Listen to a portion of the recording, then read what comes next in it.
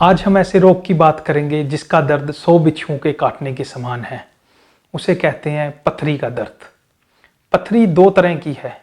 एक पथरी हमारे गुर्दे में होती है जिसे हम किडनी स्टोन्स कहते हैं। एक पथरी हमारे पित्ते में होती है जिसे हम गॉल ब्लैडर स्टोन कहते हैं। हम बात करते हैं किडनी स्टोन की। जो मिनरल्स बॉडी से बाहर आ रहे हैं, calcium oxalates, phosphates, sodium, potassium, magnesium, ये जब एक जगह कंसोलिडेट होना शुरू हो जाते हैं तब ये पत्थर का रूप, स्टोन का रूप ले लेते हैं।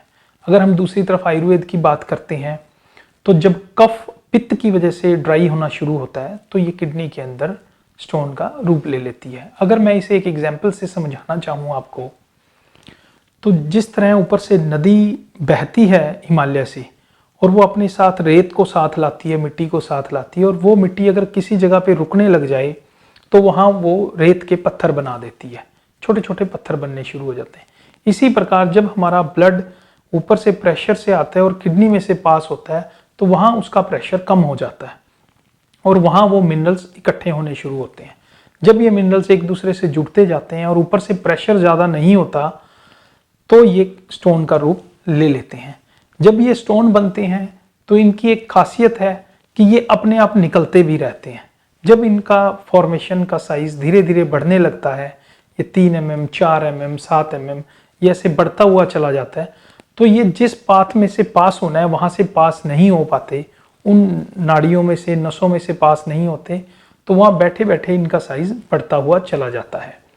फिर हम बात करते हैं जब ये वहाँ बन गया तो जिस जगह ये पड़ा है वहाँ ये एक खड्डा डाल देता है जिसके ऊपर ये टिक के बैठ जाता है। जब एलोपैथी वाले या आयुर्वेद वाले मेडिसिन देते हैं ये उसे बाहर तो निकाल देते हैं, स्टोन बाहर आ जाता है, वेदर ये सर्जरी से बाहर आए या फिर ये हर्ब से बाहर आए, पर उसके बाद जो वो खड्डा है उसको हम फिल नहीं कर पाते, जिसकी वजह से वहाँ दोबारा टेंडेंसी रहती है कि वहाँ दोबारा वो मिनरल्स आके इकट्ठे हों और वो दोबारा स्टोन को बना दें। इसी वजह से जो पेशेंट्स एक बार स्टोन के लिए प्रोमिनेंट होते हैं उन्हें ये टेंडेंसी होती है कि बार बार रीक अकरेंस ऑफ स्टोन्स उन्हें ये रहता है।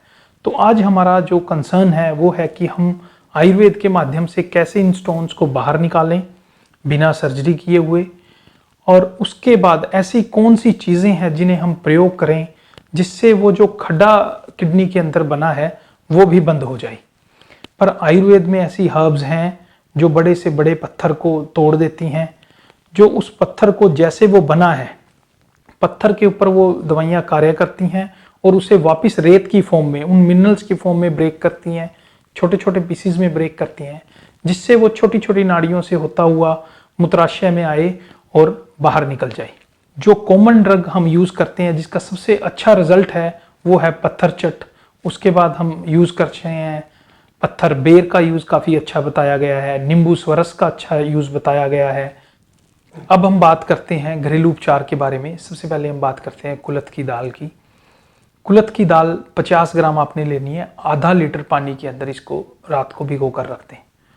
सारी रात ये दाल उसमें भिगी रहेगी। सुबह आपने उस पानी को बॉयल करना है।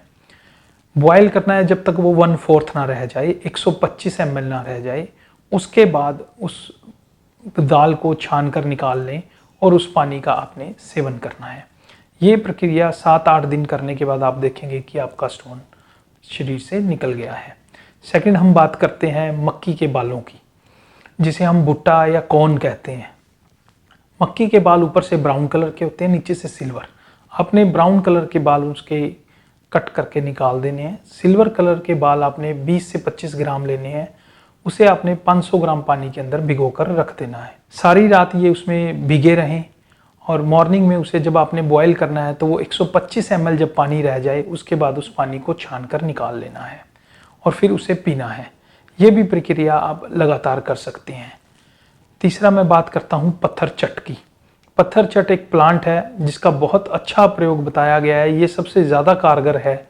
आप ये प्लांट आपके गमले में लग जाएगा, इसे आप गमले में लगाएं और डेली इसके 2 से 3 पत्तों का सेवन करें।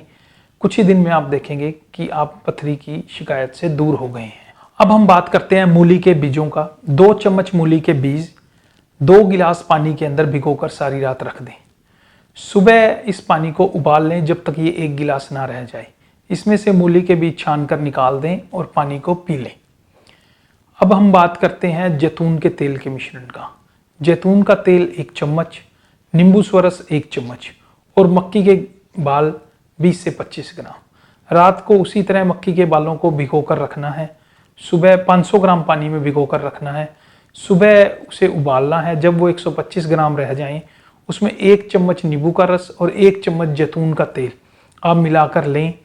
ये आपका जो मैंने पहले बताया था कि वो खड्डा डल जाता है वहाँ पे, उस खड्डे को किडनी की हीलिंग करने के लिए ये सबसे कारगर योग है। जब आप इस योग को लेंगे तो 15-20 दिन लेने के बाद आप देखेंगे कि आपके स्टोन बनने की टेंडेंसी भी कम हो गई है। तो ये उस जगह को हील करेगा। अब हम बात करते हैं स्टोन के पेशेंट्स को क्या क्या चीज़ें नहीं खानी।